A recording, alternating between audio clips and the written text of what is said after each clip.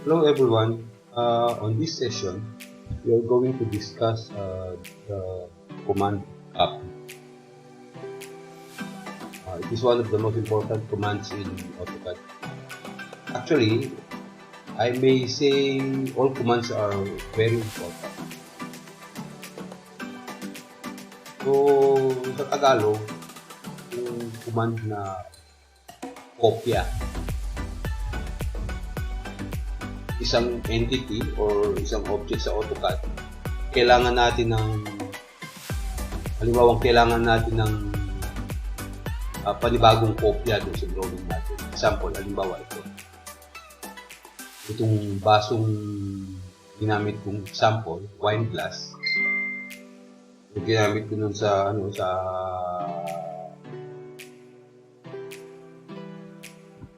tutorial ng mirror, is kailangan pa natin ng isang kopya. So, yun ang gagawa tayo ng kopya mula rito, pupunta rito. Okay? So, as usual, ituturo ko muna kung saan nakukuha ang command. Saan natin makikita ang command ng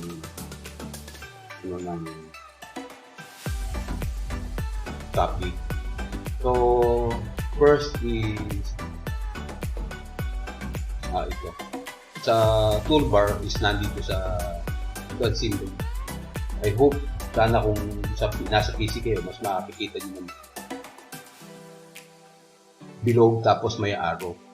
Tapos meron dalawang arrow na dalawang bilog na circle na kinukulo. Meron din tayo dito sa menu. Modify. Ayun. After erase. So, second na pagkukunan natin ng command ko. And third is dito sa keyboard. Ang shortcut ng copy is CT. Canada, Philippines. So, i-execute na natin yung command na copy.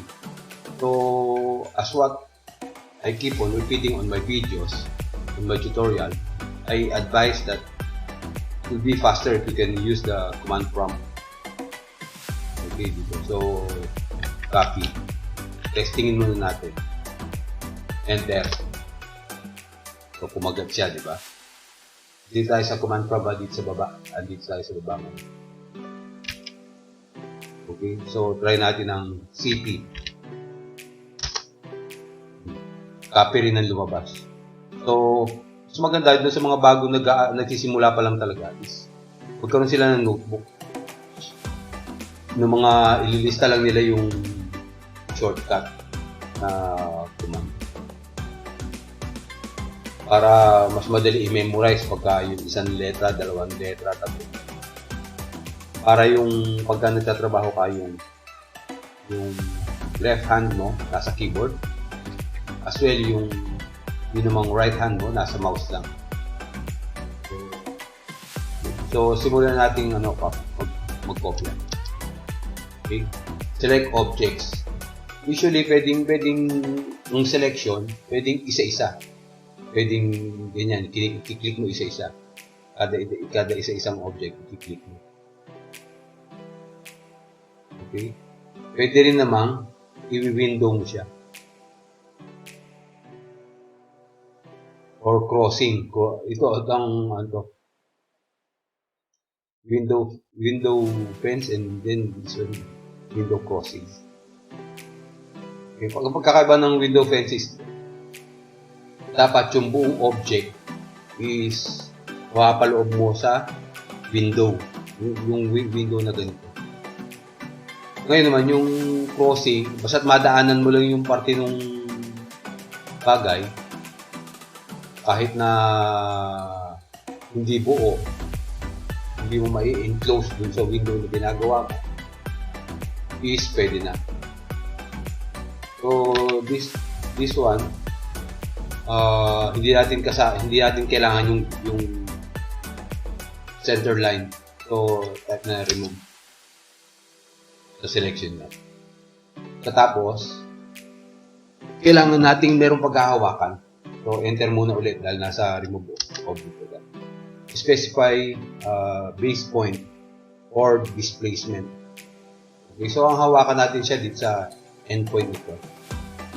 So, right, press shift, right click. Dito natin. Press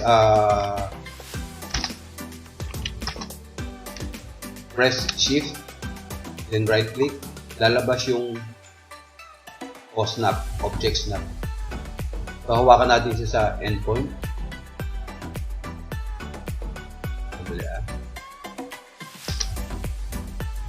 Copy. So, right click, endpoint. Ayun, nakikita nyo. Nakikita yung ghost image niya. So, ilalagay din natin siya rito. Dito sa kabilang linya. Diyan natin. Ayan. Meron na tayong kopya ng baso na ginawa natin nakaraan. Pwede nga kumopya ng madami. Hanggat naka-toggle yung copy, hanggat active yung command na copy. Kahit na damihan mo siya. Kahit na libo pa, ikaw na mapapagod sa pag-kopya. Ganyan.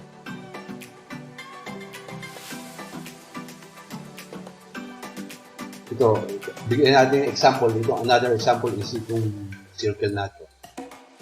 Pag magkokopya sa Autocad, kung meron kang specific na lugar, specific na base point na kailangan panghawakan dun sa object na ikokopya mo, at meron ding specific na lugar na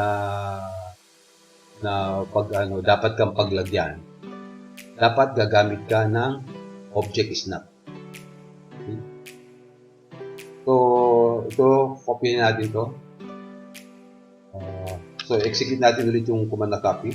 CP. Nandito tayo sa command prompt. CP, then enter. Pagkatapos, i-select natin itong bilog. Ayan. Then, ang sabi niya, select objects. Ikaso na-select na natin yung gusto lang natin kopyahin yung bilog. Enter. Okay. Specify base point or displacement. So, ito sa bilog na ito, ang gagawin kong hawakan, pinakahawakan niya is yung gitna.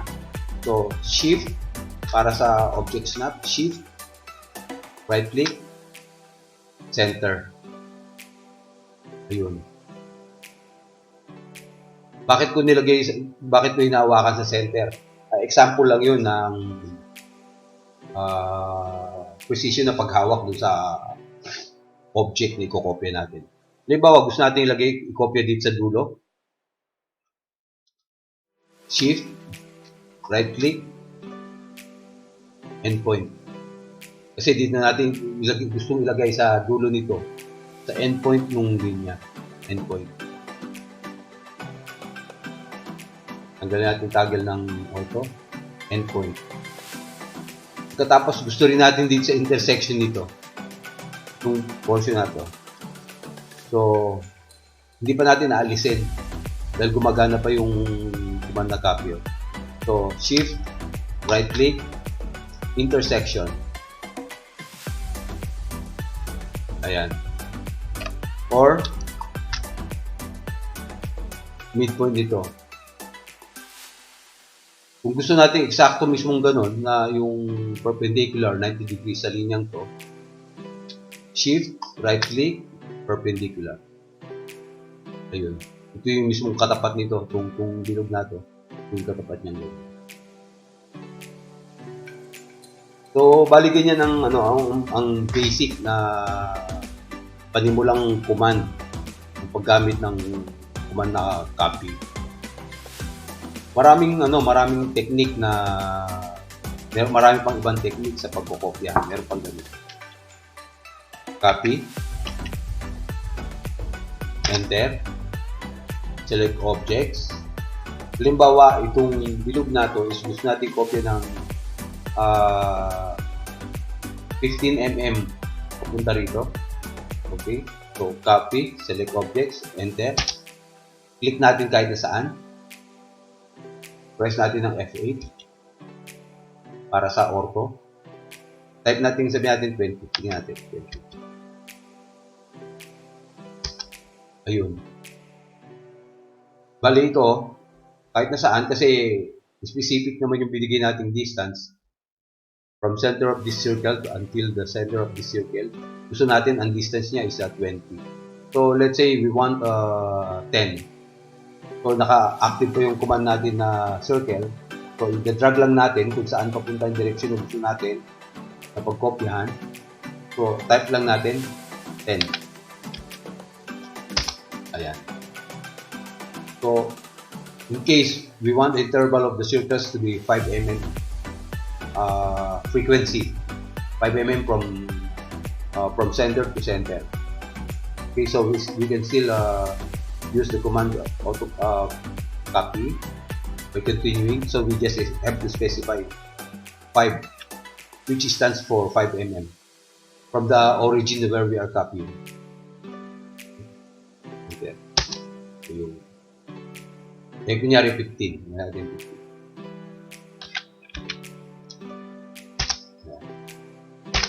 Okay.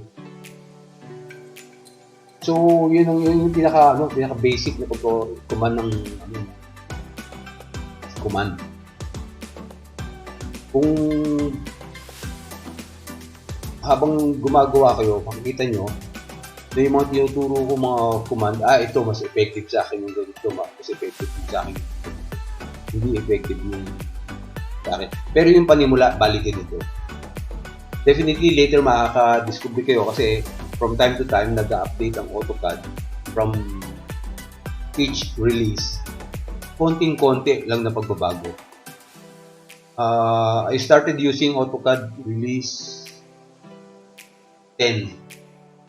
Release 10, then just after a few months, nag-upgrade ang office namin dati.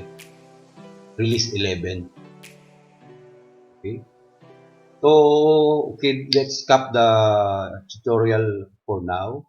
So, if you find my tutorial useful, please like and subscribe on my YouTube channel so you will get an update of all the tutorials that I'm going to do. Okay? Stay safe and stay healthy. Thank you.